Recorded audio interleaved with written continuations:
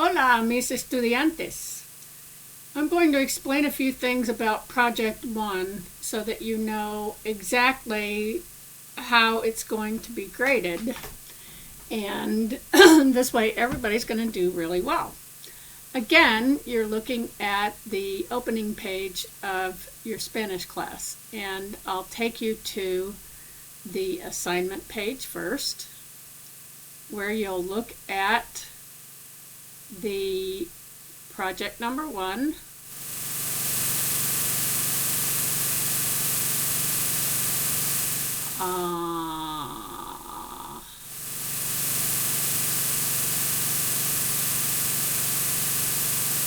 All the way down here. And there's 2 things you're going to need to turn in. One of them will be on Icon. The other will be on Flipgrid. So the one that you'll turn in on Icon will be what you download here, Project 1. You open it up and you fill it out. You can do this as a Word document, or you can print it out and fill it in by hand. In either case, it's a very important step that you go through all of these preparation steps. So these are asking you to form questions. For example, ¿Cómo te llamas? ¿Cuál es tu número de teléfono? ¿Qué estudias? ¿Dónde vives? ¿Dónde está tu ciudad? And etc. So all of these are questions that you have seen in homework and that we have gone through in class. They are not new questions. Then you answer all of those questions. Then you write your own post. And that's what you will use for Flipgrid. So once you have this all written out, then you come back, you save it to your computer, and you click here on Submit Assignment, and you turn that in. This will only let you turn in one of a few formats. It has to be either a doc, docx, RTF, or PDF. If you have one of the other formats, it will not let you upload it. So be sure you have one of the approved formats. The other thing that you'll turn in is the Flipgrid recording. And I want to go through these criteria so you know exactly what we're looking for and what we're not looking for. First of all, content and task completions. That means you followed the directions, you did everything we told you to do, and you did it correctly. Most people will get this. All tasks were completed.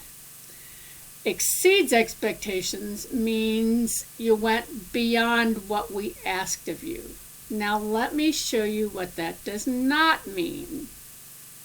Back here, when you write down your post, you should sound like a first grader speaking Spanish. What you cannot do, what you must not do, is write this out in English and put it into Google Translate, or ask your roommate or your cousin or your friend who's a native speaker, and then write down what they say. We will know immediately if that's what you do. You are allowed to look up a word in Spanish. If you want to talk about a pastime you have, or a street, or you want to if you want to look up a noun that you don't know how to say in Spanish, you can look that up in an online dictionary. But you can't look up a phrase, and you can't look up whole sentences in Spanish and use that in your presentation. If you do that, that is cheating, and you will get a 0 on the assignment, and you'll be in really big trouble. So don't do that. That is a really big deal. Okay, so when we say exceeds expectations, that means you practiced a lot and you got this really, really smooth and even. It doesn't mean that you sound like a native speaker. That should not happen. Okay, next category, comprehensibility. It means I can understand what you're saying without any trouble. You've worked on your pronunciation so that your numbers sound like Spanish numbers, and your words sound like Spanish words. Your vowels sound like Spanish vowels, not like English vowels. The language. You should be using the grammatical structures that we've talked about in class. I shouldn't hear future tense. I shouldn't hear past tense because we haven't talked about any of those. Back to don't ask your roommate and don't go to a verb conjugation site. This should sound like what we've talked about in class. Vocabulary. Here you can do really well because you use words from the current chapter and the previous chapter. You don't use any English at all. And you've looked up a couple of words that are new. That exceeds expectations and you can do really well. Now, fluency. We don't want you to read this when you record it. It's okay to have notes, but what we'd really like is for you to write it out and then practice it until you can say it smoothly.